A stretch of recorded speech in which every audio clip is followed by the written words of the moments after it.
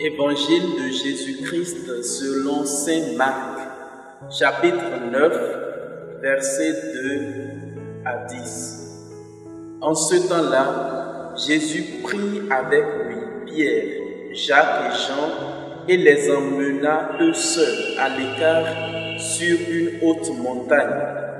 Et il fut transfiguré devant eux. Ses vêtements devinrent resplendissants d'une blancheur telle que personne sur terre ne peut obtenir une blancheur pareille.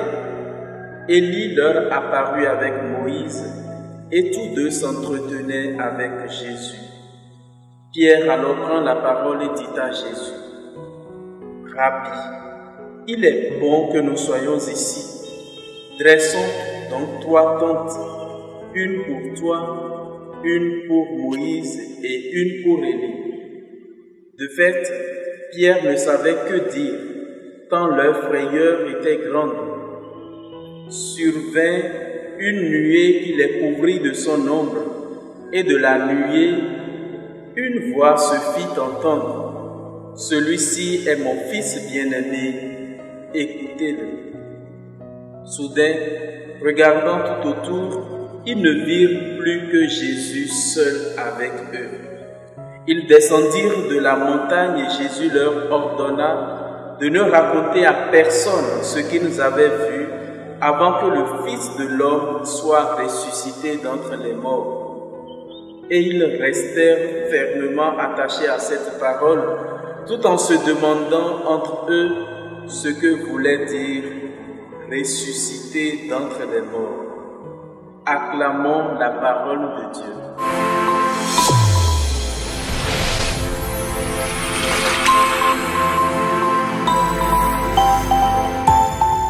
Chers frères, auditeurs et auditrices de la Sèvre Coaching TV, nous sommes aujourd'hui au deuxième dimanche du carême de l'année liturgique B. Et l'évangile que nous venons d'entendre est celui de la transfiguration de Jésus. Nous voudrions, pour notre méditation de ce matin, voir ce que c'est que la transfiguration et quelles implications cela pourrait avoir sur notre vie.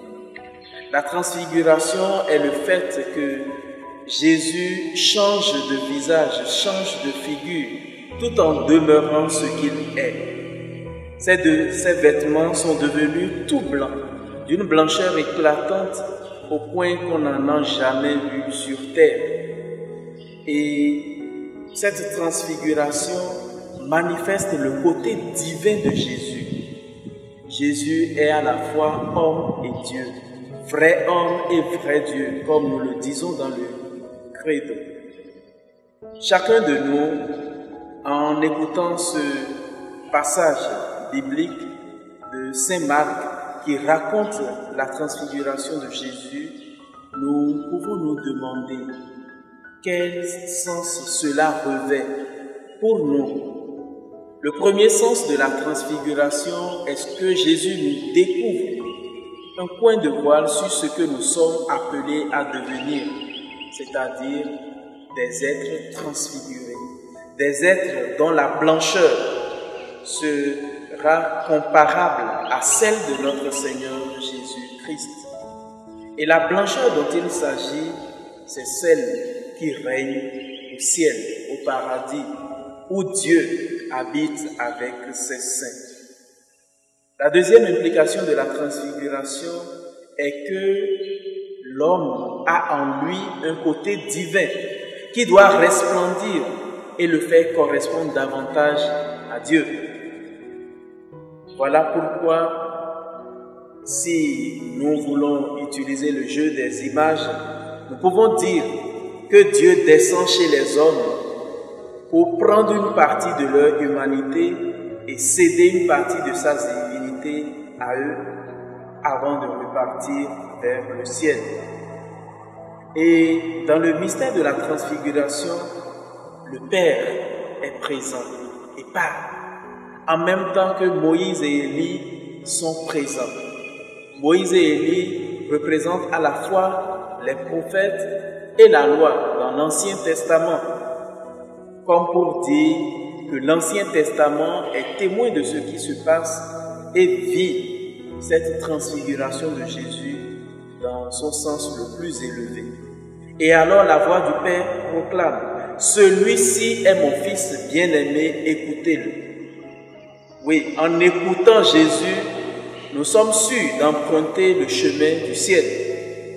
Voilà pourquoi, durant ce temps de carême, chacun de nous sommes invités à écouter la parole de Dieu, à écouter la voix de Dieu à travers son Fils Jésus-Christ qui nous parle, et nous laisser transfigurer de l'intérieur pour que la blancheur divine qui est en nous rayonne et fasse la gloire de Dieu. Et ainsi, chacun de nous, durant sa marche sur la terre, travaillera à rencontrer Dieu où plénitude est la joie, où tout rayonne de gloire et de beauté. Que cette grâce nous soit accordée en ce dimanche et tous les autres jours de notre vie. Le Seigneur soit avec nous.